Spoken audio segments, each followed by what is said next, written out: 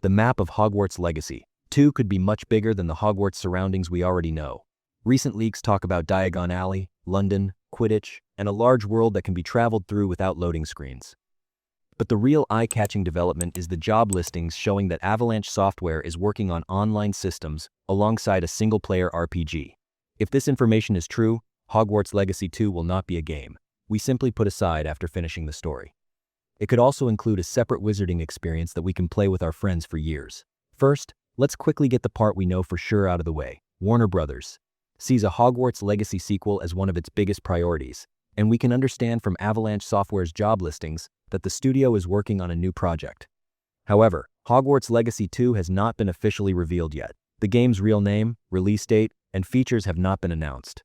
So some of the new details we are going to talk about are based on job listings, while the rest come from recent leaks that have not yet been confirmed.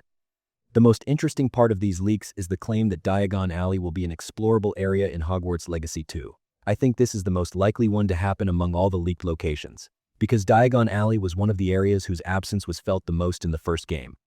Even though we were a Hogwarts student, we could not do our school shopping there, we could not go to the real Ollivander's shop, and we could not freely explore one of the most important centers of the wizarding world. If the sequel begins with our character's new school year, Diagon Alley could be a perfect opening area. We could buy our robes, books, potion ingredients, and new equipment from there. The wand selection system could also be prepared in a much deeper way than the short scene in the first game. The player's answers, the wand, wood, core, and length they choose could affect certain spells or combat style. This way, Diagon Alley would not just be a nostalgic place we visit, but an important starting point where we truly create our character. According to rumors, the explorable areas will not be limited to Diagon Alley either. It is claimed that some parts of London, Gringotts, and even Privet Drive could be in the game. The London and Gringotts part makes sense to me, but I am more skeptical about Privet Drive. Since the first game took place in 1890, it is not clear how Privet Drive would connect to the story of the sequel. If the timeline is not completely changed, this place could only be a short reference, a cinematic scene, or a connection to the future Harry Potter era. Another major claim says that we will be able to travel from London to Hogwarts with a flying car, and there will be no loading screen during this journey. Here, people are talking about a truly seamless and massive open world. However, considering the real distance between London and Hogwarts, I do not think the map will be built at a 1-to-1 scale. In my opinion, the game could connect several large exploration zones through invisible transitions. The flying car may also appear more as a vehicle used in certain missions or for traveling between regions, rather than something we can use freely across the entire map at any time.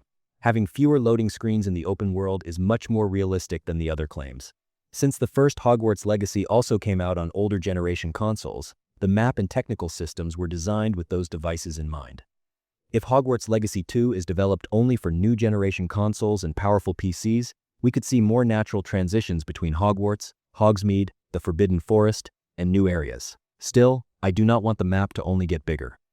Instead of a larger but empty world, a denser Hogwarts experience with more active classrooms, students, and secret passages would be much better.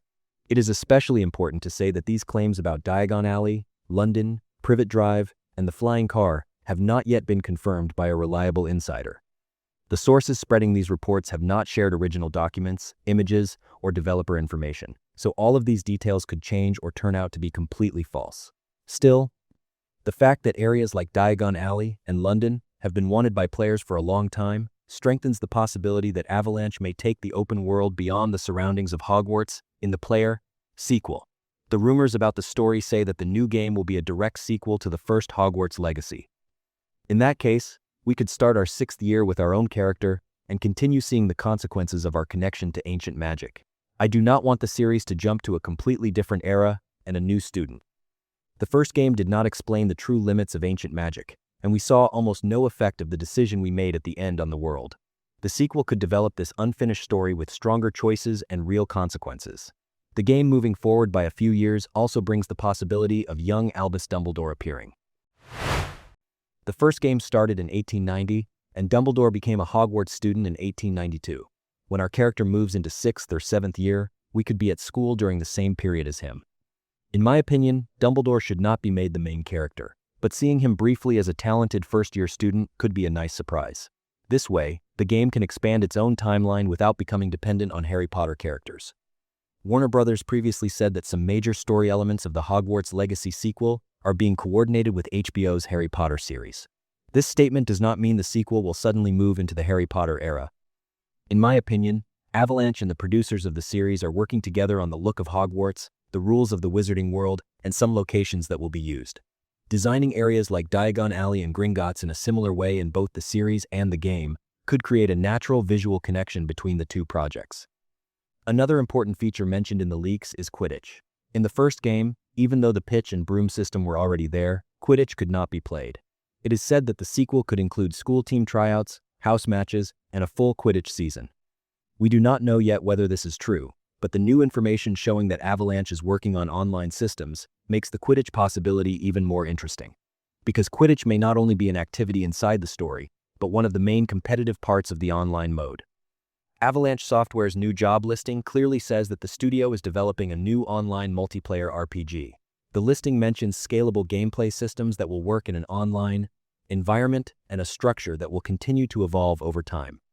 The listing does not directly use the name Hogwarts Legacy 2, but the position is inside the team that developed Hogwarts Legacy. That is why the idea that the studio is preparing an online experience set in the wizarding world is extremely strong. Previous listings also mentioned systems such as persistent player data, matchmaking, lobbies, and server infrastructure. These are not small features that would be prepared only for a simple two-player co-op mode. They are extensive systems that could be used for online dueling tournaments, shared missions, Quidditch matches, and a world that continues to evolve. Especially the phrase live environment suggests that the online section could be supported with new content and events after release. On the other hand, Avalanche also has another job listing for a high-quality, single-player action-adventure RPG.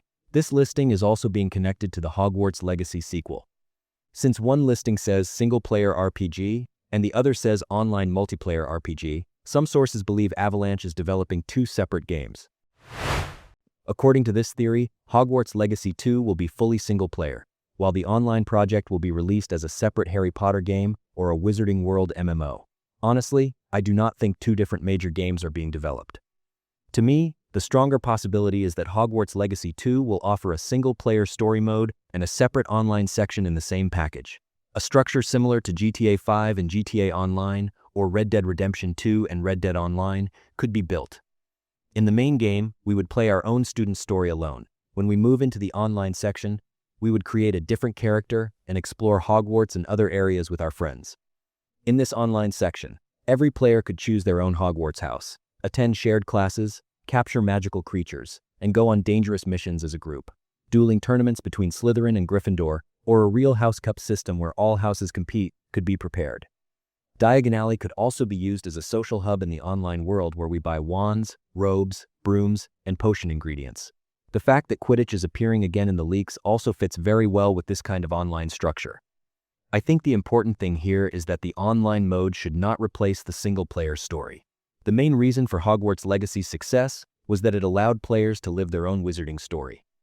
If Avalanche makes the main story smaller and turns the entire system into online missions and microtransactions, it will receive a huge backlash.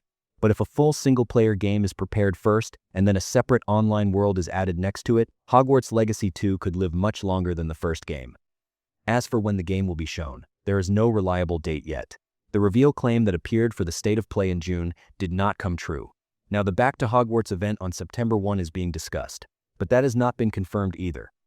Avalanche hiring a new community manager and looking for a video capture artist could suggest that reveal preparations have begun. Since Warner Brothers said its major game brands will return in 2027 and 2028, I think a reveal sometime in 2026, followed by a release in 2027 or 2028, is the most realistic possibility. Do you think these leaks about Diagon Alley, London, and Quidditch could be real? Would you like to see a separate online mode similar to GTA Online inside Hogwarts Legacy 2, or would you prefer the game to remain fully single-player? Share with me in the comments what features you would want in the online section besides duels, shared missions, and Quidditch. If you enjoyed the video, do not forget to like it and subscribe to the channel so you do not miss new Hogwarts Legacy updates. See you in the next video.